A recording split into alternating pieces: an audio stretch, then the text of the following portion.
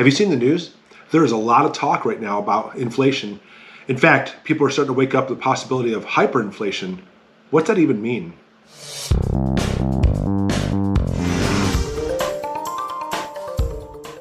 Okay, there are all kinds of inflation. In fact, we'll go through some of the different types here in a little bit. But stay to the end, because we're going to talk about hyperinflation and if and when it kicks in, what to expect for it. It's pretty scary. First and foremost, many people define inflation, well, it's just an increase of cost of goods over time. However, a better working definition is it's a decrease in purchasing power. In other words, you'll get less bang for your buck. All right, let's make up some figures and see how this works. Let's say a person makes $10 an hour, and just for argument's sake, they make $400 a month. I know, not very realistic at all, but just bear with me. In this scenario, you can buy anything for $1.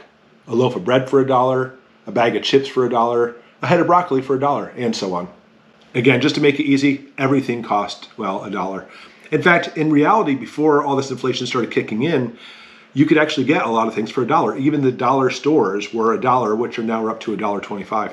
There's actually a local grocery store here called Meijer, and they used to have 10 for 10 sales. Well, 10 for $10. And they were awesome, but they have disappeared now. So with everything costing $1 and they make $400 a month, they can buy 400 things. But now that inflation's already kicked in, well, things are now $1.25. They can only afford 320 items. So you can see your money simply doesn't go as far as it did. And hopefully your job is going to actually have a pay increase to compensate for the loss of being able to buy things, your loss of purchasing power. All right, with that in mind, let's go ahead and look at how inflation can actually be healthy. And we'll start off with 4 basic types of inflation. First, creeping inflation. This is inflation of 3% or less per year. 2% is what we want to look for. That's a good number. And what we see is the pay gradually increases to compensate for it. And the smart people will actually buy things ahead of time before inflation goes up and make their stuff last as long as possible. Walking inflation, 3% to 10%. With this kind of inflation, you start to see a progression. First off, the prices of items becomes more expensive and jobs can't keep up paying the wages for the people. So it starts at panic buying. People start buying things faster and more often, not going out to eat and doing more entertainment stuff, but actually starting buying things that are actually more essential. And because of this, the suppliers can't keep up. We start seeing shortages on the shelves. Not to mention the cost of the initial goods to make your products is starting to cause problems as well. It's obviously not a very good scenario. So obviously you see an increase in prices and shortages on the shelves. Sound kind of familiar? Galloping inflation, 10% or more. And this is our fear of what's coming next. In this case, prices start skyrocketing out of control. It's difficult to actually buy anything that you really need because it's not available in the stores, and if it is, the prices are so high. And even more so, governments become unstable as well because they're not producing the peace and stability that people are looking for.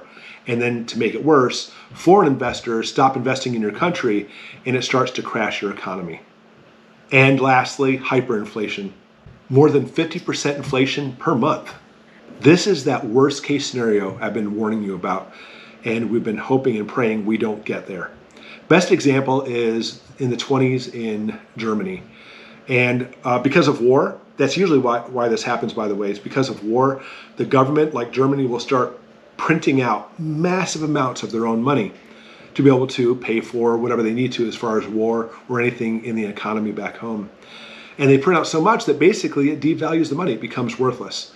And there's pictures, go ahead and look them up. You can see where people are taking the money. They'll bring a giant bag full of money over, burn the money and keep the bag because the bag is worth more than the money that was inside of it. Or people actually take the money and use it for wallpaper on their walls to help insulate their walls during wintertime. This is absolutely worst case scenario, as I said before. This is to the point where everything is collapsing. There's a complete collapse of their economic society. All their financials are simply down the toilet. And in consequence, the prices of items skyrocket so much that you can't afford them. And there's no way your job can pay you more and more to be able to keep up with that hyperinflation. Let's go back to our scenario of $400 a month income. Then inflation starts. The price of an item goes up to $2. And to compensate, you do get a raise. That's great. Now you get $600 a month. That's good, except do the math, you can only buy 300 items now. Inflation continues. Now everything's $5 an item. Your pay goes up to $1,000 a month. Wow. Again, sounds good, but you can only afford 200 items. Now items are up to $10 each. You get a pay raise. Now you're making $1,500 a month. You can buy 150 items. Even worse, $20 an item. Now you get paid $2,000 a month.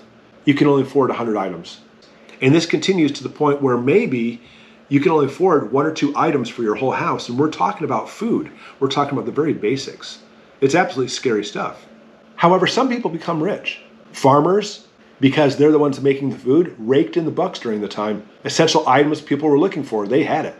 And some businessmen too, depending on their business, were able to provide items that people drastically needed, supply and demand, and they did very well. But think about this. Let's go back to our $400 a month salary. Of course, we said you could buy 400 items, but that's not really true, is it? You also have things like a mortgage. Let's go ahead and pretend you pay a mortgage of $200. Half of your salary? Yeah, that's actually not exaggerated. We see that sometimes here in the United States. But what happens in this case is now your income drastically increases, so does the cost of items, but it actually makes it so it looks like your mortgage is actually more affordable. Our last example showed someone making $2,000 a month. That's 10 times their mortgage payment now. How realistic is this? A loaf of bread in Berlin at the end of 1922 cost around 160 marks. By the end of 1923, it cost 200 billion marks for one loaf of bread. Having a simple job, in this case, could easily be enough to pay your mortgage and even pay off your mortgage, providing you keep your job. Granted, you may not be able to afford a loaf of bread, but at least it'll pay off your loans. These are for loans that have already been established prior to the hyperinflation. So let's say right now you own your home, or you're at least making your mortgage payments on it. Hyperinflation kicks in, and you're able to keep your job. Your job should compensate by paying you more and more and more money, and now you're able to pay off your house very quickly. As long as the bank does not call you on the loan, which they can, by the way. We've talked about that in previous videos. If they actually think there's anything as far as financially unstable, they can call your loan and say, oh, I want all that money right now. Obviously, that would be catastrophic.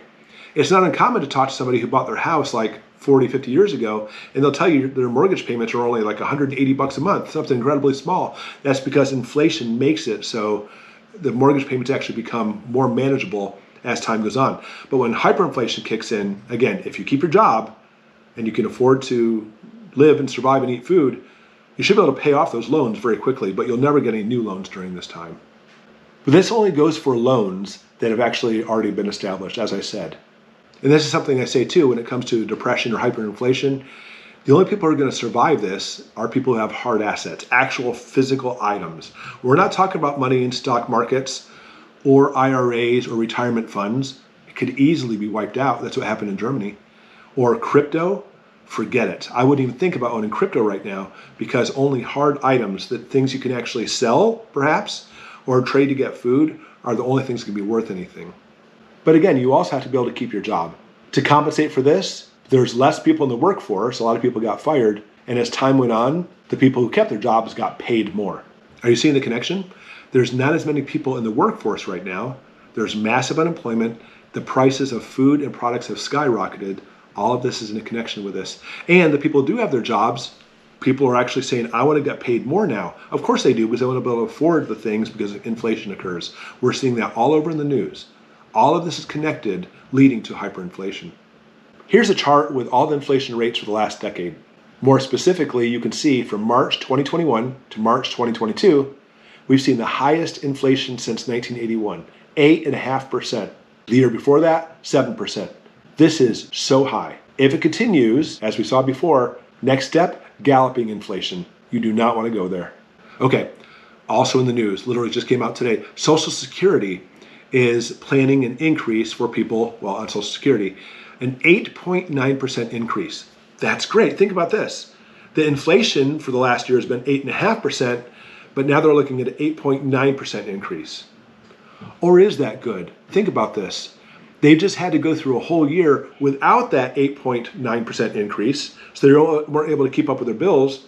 And they're saying this money, this 8.9% increase, won't kick in until next year, still 8 months away. What's the inflation going to be like by the time next year rolls around? So Pay for an item at the grocery store today for $1. Tomorrow, it'll be $2. You can't afford to not prep right now. Look at the news. Look at all the things happening right now. World War III is on our doorstep.